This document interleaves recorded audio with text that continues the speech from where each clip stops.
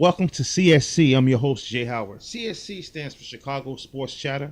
It's a sports show, not like ESPN. I don't have like daily updates and hourly scores and stuff like that going across the bottom. It's not the type of sports show. It's a sports show where I really speak my opinion about sports. I have a nice fan base of people who I chatter with from time to time and talk to, and we share our ideas and stuff.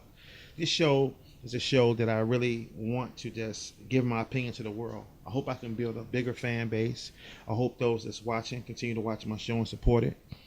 I want to start off by talking about the NFL. It's NFL season. It's almost over with. It's a lot of groundbreaking things happening this year. Like we saw teams like the Buffalo Bills start off with a decent record in the early part of the season. We saw the Detroit Lions. We saw a lot of amazing things. We saw a lot of new quarterbacks emerging like Andy Dalton. We even saw players like Matt Forte. We saw Matt Forte do his thing up to this point, where he even is in consideration for an MVP. Then we had some letdowns. We had like Chris Johnson. He cried about a contract, but he hasn't delivered. We got Sue in Detroit. He's doing his thing, but he's been clowning. And then we have another big disappointment in New England with Chad Johnson not seeing any playing time. I'm going to talk about that later. But what I want to talk about now, and I want you guys to really zoom into me, and I want you to really listen to this. Who do you think is going to be the NFL's MVP this year? The MVP, in my opinion, is going to come from a quarterback. Somebody at that quarterback position is going to win the MVP this year. And I think it's three guys. Normally it's about 5 or 6. You have Big Ben in Pittsburgh. You have Tom Brady, Peyton Manning, Aaron Rodgers, Phillip Rivers, and Drew Brees. But it's been narrowed down this year. I'm going to be honest with you. It's been narrowed down to 3 quarterbacks. And those 3 quarterbacks, in my opinion, Aaron Rodgers, Green Bay, Tom Brady, and Drew Brees.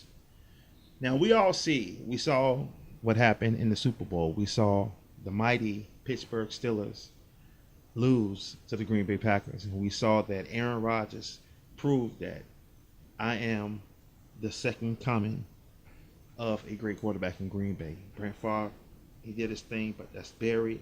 I am the new and improved leader of the Green Bay Packers.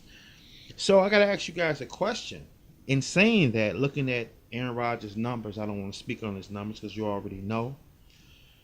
I'm looking at the projection of his possible numbers by the end of the season. And it's going to be some startling numbers. Matter of fact, I'm going to give you all 3 other quarterbacks' projected numbers by season's end. I'm going to give you the projected numbers. Aaron Rodgers, starting off with him. He's on pace for 5,050 passing yards, 48 touchdowns, and 7 interceptions. Tom Brady is on pace for 5,272 passing yards, 44 touchdowns, 10 interceptions. Drew Brees is on pace for 5,364 passing yards, 41 touchdowns, and 14 interceptions. Now, you have to really think about this one. I'm about to say. It's going to be kind of tricky, but this is a sports show, and I got to talk to you guys, make you guys interactive with me.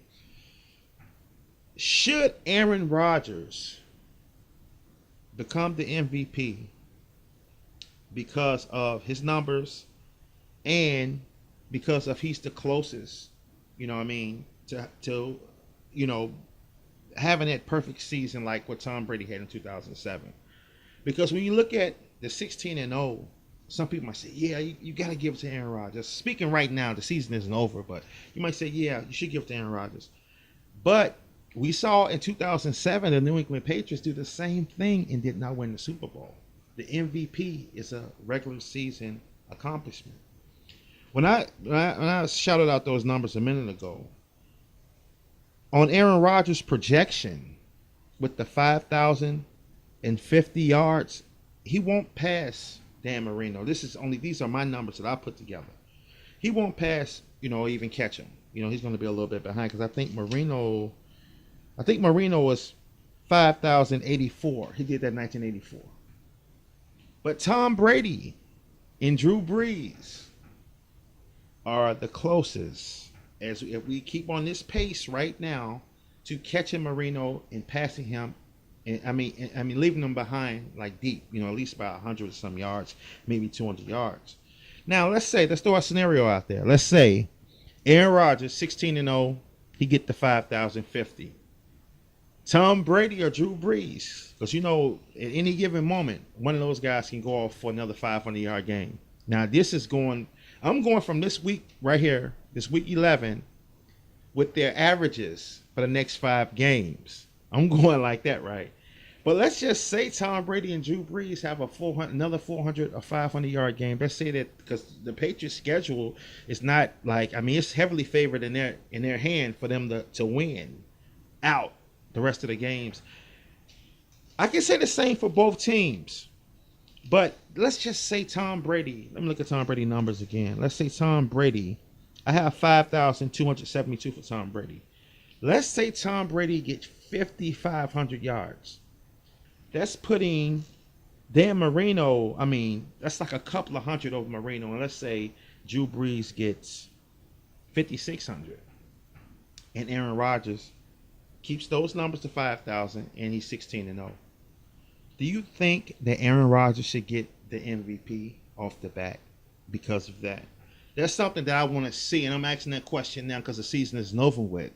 But I think in my heart of hearts, Aaron Rodgers has to be rewarded for something.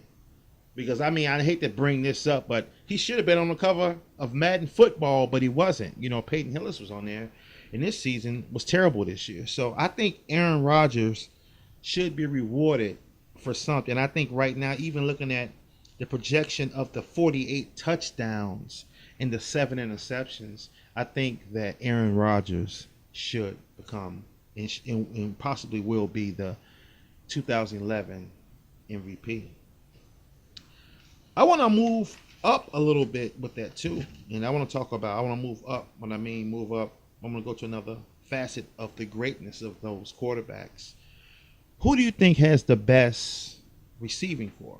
Because when I look at, I have all this stuff written down, right? And that's why I keep looking down, because a lot of this information that I have on these 3 quarterbacks is mind blowing to see the talent that they have, around them that makes them these such great quarterbacks. I look at Aaron Rodgers' receiving core with Greg Jennings and Donald Driver and Jordy Nelson and Jermichael Finley at tight end.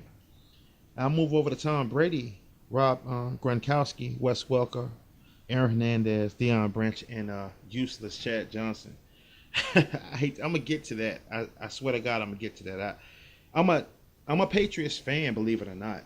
Being from Chicago, I'm a Bears fan also, but I'm a Patriots fan. I'm gonna be totally honest with that. And everybody watching this show know how much I love the Patriots, but I don't agree with what they're doing to Chad Ochocinco. I just don't agree. But anyway, Drew Brees, Marcus Colston, tight end Jimmy Graham, Lance Moore, Deveray Henderson, and Robert Meacham. I'm going to ask you guys a question. Who do you think has the best receiving core? When I look at this receiving core, I got to look at, and this kind of might sway who's the better quarterback, because I never really answered who's the better quarterback, because I'm who had the better season. But I think when we look at this facet of the quarterbacking position and the quarterbacks we're talking about, it kind of make you think like, wait, are we just talking about right now at this very moment who's the best quarterback, or who is the best quarterback out of the 3? When I look at the talent level, I think hands down, with having Marcus Colston, he's always hurt. He's got to give the size. Yeah, I probably would give the size to Drew Brees, with the Marcus Colston, Jimmy Graham, and Henderson. Those guys they're not real big, but they have size. Gronkowski is a good tight end, and he's going to be the future of the Patriots receiving core, being a tight end. Wes Welker is the guy. He's like a intangible guy, and he's going to be a Hall of Famer if he can do what he's doing for the next 4 or 5 years. Hernandez is going to be good at tight end spot. Deion Branch is probably the best route running receiver in the NFL now, not of all time, but he doesn't have a lot of speed. He has decent speed, but I think he is a great route runner. And going to Aaron Rodgers, I think Greg Jennings out of the hole. Him and Wes Welker. You know, Jennings is more downfield touchdown type guy. Welker is across the field, move the chains type guy. So you probably have to take Greg Jennings because he's going to score the touchdown. Then you got Driver 2, Jimmy Graham 3. I'm going to take Jermichael Finley over Jimmy Graham because Jermichael Finley's athleticism is very, very freakish. So we're going to see what happens down the line with this thing with Tom Brady, Drew Brees, and Aaron Rodgers. We're going to see how this pans out on CSC Sports. Jay Howard.